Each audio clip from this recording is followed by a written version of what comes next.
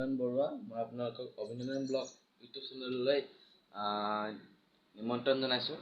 তো আজি হৈছে 5 জুন বিশ্ব পৰিৱেশ দিৱস আৰু আমি আজি সকলোৱে গছ পুলি ৰুব লাগে আজি বিশ্ব পৰিৱেশ দিৱস বুলি।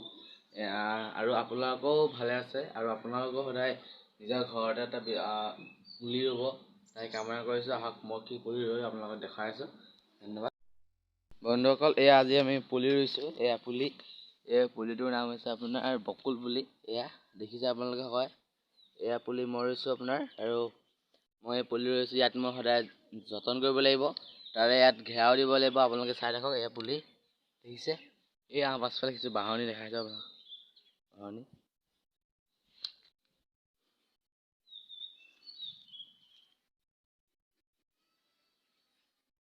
পুলি দেখিছে আপোনালোকে।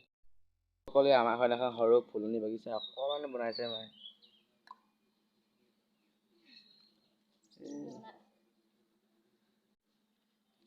এয়া দেখিছে আপোনালোকে। এয়া দেখিছে।